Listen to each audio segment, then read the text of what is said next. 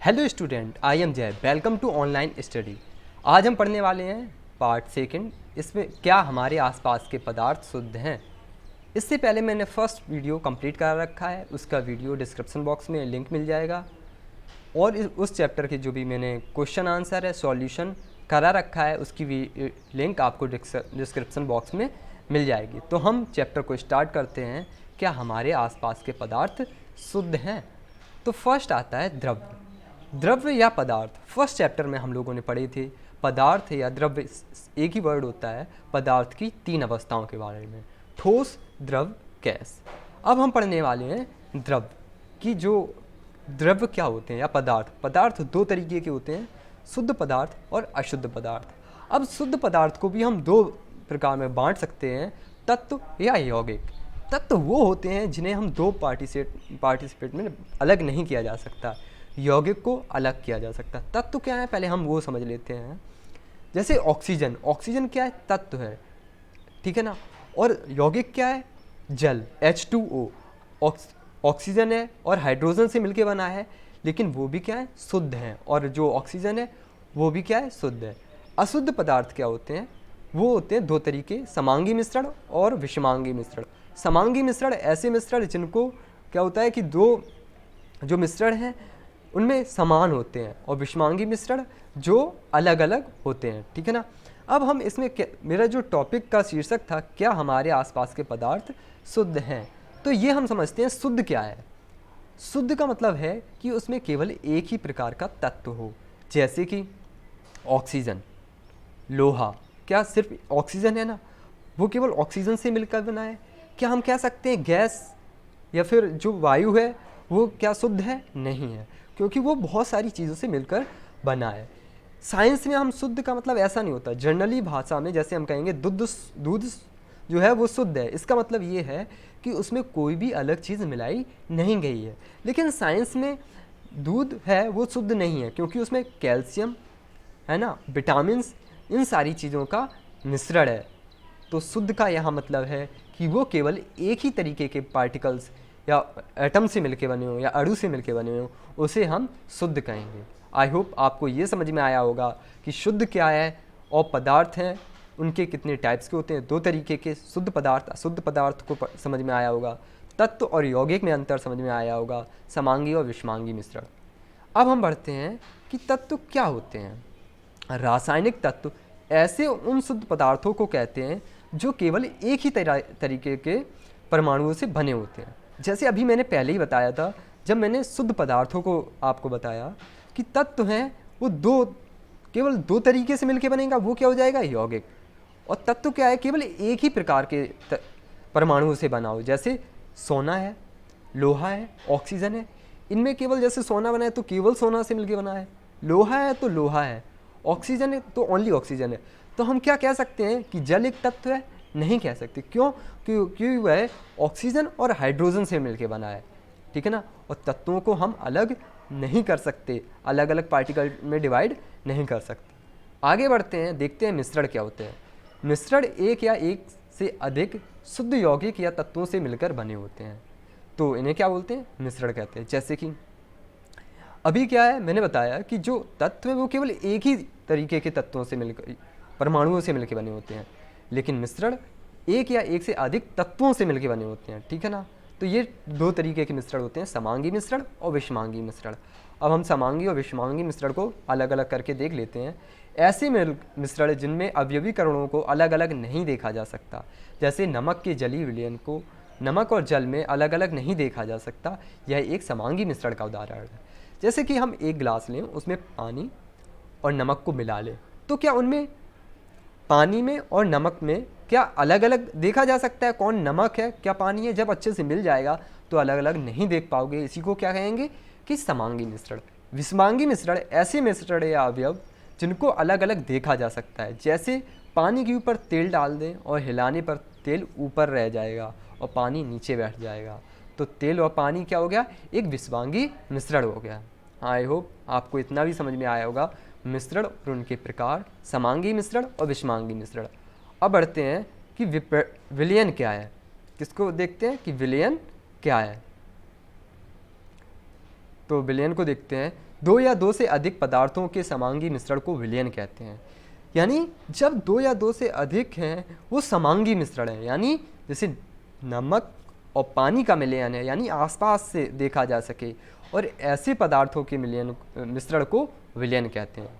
किसी भी निश्चित तापमान पर विलयन के उपादानों को अपेक्षित अनुपात में एक सीमा तक परिवर्तित किया जाता है। जब चीनी को पानी में घोला जाता है तो समांगी मिश्रण बन जाता है। यह समांगी मिश्रण चीनी का पानी में विलयन कहलाता है। यानी क्या होता है कि जैसे पानी और चीनी को मिलाया तो ये एक समांगी क्या बन गया, मिश्रण बन गया। इसी समांगी मिश्रण को क्या कहेंगे, विलयन कहेंगे। आई होप आपको विलयन भी समझ में आया होगा। दो क्या है, तो जो मिश्रण है या समांगी मिश्रण है और विलयन में क्या अंतर है, केवल इतना अंतर है समांगी मिश्रण और विलयन, हम इनको सेम भी कह सकते हैं। लेकिन जब विषमांगी मिश्रण है वो विलयन नहीं है। क्यों नहीं है, क्योंकि उनमें से जो विलयन है उनको अलग अलग करके नहीं देखा जा सकता। आई होप आपको इतना समझ में आया होगा। आगे बढ़ते हैं विलयन के गुण। विलयन एक समांगी मिश्रण है। जैसा कि हमने बताया कि विलयन को हम ऐसा भी कह सकते हैं कि समांगी मिश्रण है। विलयन तो समांगी मिश्रण हो सकता है लेकिन विलयन विषमांगी मिश्रण नहीं हो सकता, ठीक है ना। जैसे कि देखो, और इनको क्या होता है, आंखों से नहीं देखा जा सकता। जो विलयन है उनको आंखों से नहीं देखा जा सकता, और जो विधि से कणों के विलयन को पृथक नहीं किया जा सकता। जैसे कि और शांत छोड़ दें तो ब्लैक एक कण नीचे बैठ जाए, अर्थात विलयन स्थायी है।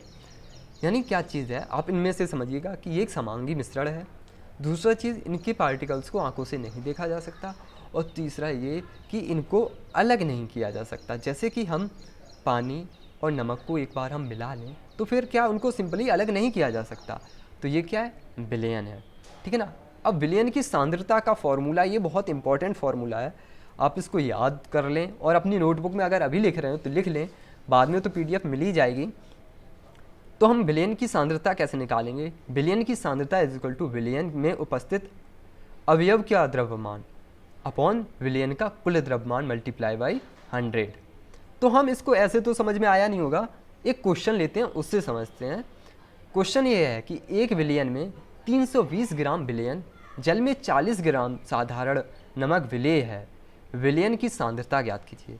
तो पहले हम ये समझते हैं विलेय क्या होता है। विलेय किसी विलयन में कोई भी चीज़ अगर ऐड की जाए, अगर कोई भी चीज़ डाला जाए तो वो क्या होगा, विलेय। जैसे पानी है, पानी में अगर हम चीनी डाल दें या फिर हम उसमें नमक डाल दें, नमक या चीनी ये क्या हो गए, ये विलेय हो गए जो उसमें डाले जा रहे हैं। तो विलयन में पदार्थ का द्रव्यमान कितना है, 40 ग्राम है। विलयन में जल का द्रव्यमान 320 ग्राम है। अब हमें क्या पता है कि द्रव्यमान कितना है, हम टोटल द्रव्यमान निकालेंगे। जैसा कि फॉर्मूला में पता है, क्या नीचे क्या लिखा गया है, कुल द्रव्यमान विलयन का। तो हम यहाँ क्या निकालेंगे, पहले कुल द्रव्यमान निकालेंगे। तो कुल द्रव्यमान कैसे निकलेगा, विलेय का द्रव्यमान और विलायक का द्रव्यमान, दोनों को हम क्या करेंगे, ऐड करेंगे। विलायक कौन है, जिसमें कोई चीज़ हम डाल रहे हैं। जैसे पानी में हम शक्कर डाल रहे हैं तो पानी क्या है, विलायक है, और शक्कर क्या है, विलेय है, ठीक है ना। तो हमने इन दोनों को ऐड कर दिया, 360 हो गया, 360 हो गया। अब विलेय का द्रव्यमान कितना है, फॉर्मूला यही होता है विलेय का द्रव्यमान, यानी विलेय का कितना है, 40 ग्राम ऊपर लिख दिया, अपॉन 360 मल्टीप्लाई बाई 100। तो जब कैलकुलेशन करोगे तो 11.1% आ जाएगा। आई होप आपको ये क्वेश्चन भी समझ में आया होगा, ठीक है ना। अगर आप एक दो क्वेश्चन को ऐसे और प्रैक्टिस कीजिए, अगर नहीं आता है तो आप मुझे कमेंट्स बॉक्स में मैसेज करिएगा, मैं उन क्वेश्चन को लेकर एक नया वीडियो बना दूंगा, ठीक है ना। आगे बढ़ते, निलंबन क्या है। विषमांगी गोल चौक ठोस में परिवर्तित हो जाता है, यहाँ गोल नहीं होगा, घोल होगा, में परिवर्तित हो जाता है तो विलंबन कहते हैं। विलंबन एक विषमांगी मिश्रण में जिसमें विलयन पदार्थ कण घुलते नहीं हैं बल्कि समष्टि में निलंबित रहते हैं, या निलंबन कण आंखों से देखे जा सकते हैं। देखो अभी हमने क्या देखा था, विलयन में देखा था कि ये समांगी मिश्रण है, इनको हम आंखों से नहीं देखा जा सकता, जबकि निलंबन में इसके अपोजिट है, यानी क्या है कि इनके आंखों से देखा जा सकता है। देखो यह एक समांगी मिश्रण है, यह कण आंखों से देखे जा सकते हैं। जब इन्हें शांत जल के कणों में नीचे छोड़ दिया जाए तो ये बैठ जाते हैं और इन्हें अलग अलग किया जा सकता है। देखो अभी हमने पढ़ा था। अब हम क्या करते हैं, विलयन और निलंबन को कंपेयर करके पढ़ते हैं कि जो निलंबन है, विलयन है, वो भी क्या था, एक समांगी मिश्रण था, और ये भी क्या है, समांगी मिश्रण। उन्हें आंखों से नहीं देखा जा सकता था, इन्हें आंखों से देखा जा सकता है। जैसे कि पानी में हम रेत मिला दें तो क्या हो जाएगा, वो निलंबन, और पानी में अगर हम शक्कर मिला दें तो क्या हो जाएगा, वो विलयन। और अगर हम इन्हें अलग अलग छोड़ दें, तो अगर जैसे हमने एक बार पानी में शक्कर मिला लिया और फिर उसको रख भी दिया, तो वो अलग नहीं होंगे। जबकि निलंबन में ऐसा होता है कि अगर हम इसमें क्या, पानी में रेत मिला दें, वो कुछ समय बाद वो धीरे से शांति से नीचे बैठ जाएगा, तो ये क्या हो गया, निलंबन हो गया। आई होप आपको समझ में आया होगा। चलो मैं फिर से एक एग्जांपल से अलग अलग करके फिर से एक्सप्लेन कर देता हूँ। निलंबन क्या है कि ये दो, निलंबन क्या हो गया कि एक गिलास पानी में हमने रेत को मिलाया और उसे आंखों से देखा जा सकता है, देखा जा सकता है। क्या वो अलग किया जा सकता है, पृथक किया जा सकता है? हाँ, पृथक किया जा सकता है। तो ये क्या हो गया, निलंबन हो गया। अब हमने क्या किया, एक गिलास में नमक मिलाया, तो क्या उन्हें आंखों से देखा जा सकता है? नहीं देखा जा सकता। उन्हें अलग किया जा सकता है? नहीं किया जा सकता। तो ये क्या हो गया, विलयन हो गया। नेक्स्ट आगे बढ़ते हैं कि कोलाइडी विलयन क्या है। समांगी तथा विषमांगी मिश्रणों के बीच के गुण वाला एक मिश्रण जिसके कण विलयन के समान रूप में फैले होते हैं, उसे क्या, कोलाइडी विलयन कहते हैं। यानी समांगी या विषमांगी मिश्रण कोई भी है, उसके कण समान रूप से फैले हों, उसे क्या कहेंगे, कोलाइडी विलयन कहेंगे। आई होप आपको इतना समझ में आया होगा। अब जो इस चैप्टर के कुछ प्रैक्टिकल गिवन हैं उनको देख लेते हैं। तो फर्स्ट प्रैक्टिकल है कि दो अघुलनशील द्रव्यों को मिश्रण से कैसे अलग किया जा सकता है। यानी कि ऐसे द्रव्य हैं जो घुलनशील नहीं है, जैसे हमने ले लिया कि जैसे पानी और पेट्रोल, इन दोनों को हमने क्या कर लिया, या पानी या मिट्टी का तेल, कुछ भी ले सकते हैं, आपने उनको मिक्स किया, तो वो क्या होंगे, मिक्स नहीं होंगे। तो वो क्या है, अघुलित द्रव्य है। अघुलित का मतलब जो आपस में नहीं घुले। तो अब हम क्या करेंगे, एक बीकर ले लेंगे। बीकर को हम ऐसा बीकर लेंगे, जो प्रैक्टिकल लैब में आप अगर जाते हैं तो आपने वहाँ देखा होगा, बीकर को स्टैंड पर रखते हैं। इस स्टैंड, इसको बोलते हैं स्टॉप कर्क। ये इसमें पानी भर देंगे और मिट्टी का तेल भर देंगे। तो जब हम इसको बीकर में डालेंगे दोनों को मिक्स करके, तो आप कुछ देर के लिए ऐसे ही रखा रहने देंगे। फिर आप देखेंगे कि जो पानी है वो नीचे आ जाएगा और मिट्टी का तेल है वो कहाँ, ऊपर आ जाएगा। फिर आप धीरे से इस कार को ओपन कर देंगे तो पानी नीचे आ जाएगा, मिट्टी का तेल उसी में रह जाएगा। तो इस तरीके से हम पानी में अघुलित द्रव्यों को, मिश्रण को अलग अलग किया जा सकता है। नेक्स्ट प्रैक्टिकल देखते हैं, दो घुलनशील द्रव्यों के मिश्रण को कैसे पृथक करेंगे। यानी कोई ऐसे हैं जो घुलनशील द्रव्य हैं, जैसे कि अब हम लेते हैं जल और एसीटोन। जल हम और एसीटोन को लेते हैं, तो हम इनके नाम बता देते हैं, ये क्या हैं। ये क्लैंप है जिस पे ये हम जो आपका बीकर है इसको कसेंगे अच्छे से, और ये एक बर्नर है, और ये पूरा स्टैंड पर हम रखेंगे, और ये ऊपर थर्मामीटर लगाएंगे, और ये एक ऐसा नली लेंगे, ठीक है ना। अब क्या करेंगे, जब हम इसको लैंप को जलाएंगे तो पानी क्या होगा, बॉयल होगा। एक टेम्परेचर तक इसको गर्म करेंगे। जब आप गर्म करेंगे तब आप देखेंगे कि ये जो ये नली है, इससे एसीटोन है उसका वाष्पीकरण होने लगेगा। और इसको ठंडा करने के लिए हम इस जो नली है इसमें ठंडा जल इधर से डालेंगे और इधर से ऊपर से निकाल देंगे, और ये एक क्लैंप से कसा होगा, तो ये गिर भी नहीं पाएगी। और आप फिर देखेंगे कि जब ये एसीटोन गर्म था अभी तक, और जब इसके माध्यम से गुजरेगा यहाँ से, तो आप क्या होगा कि जो एसीटोन है वो फिर से ठंडा हो जाएगा, तो लिक्विड में फिर चेंज हो जाएगा, और जो इसका जो पानी है वो इसी बीकर में रह जाएगा।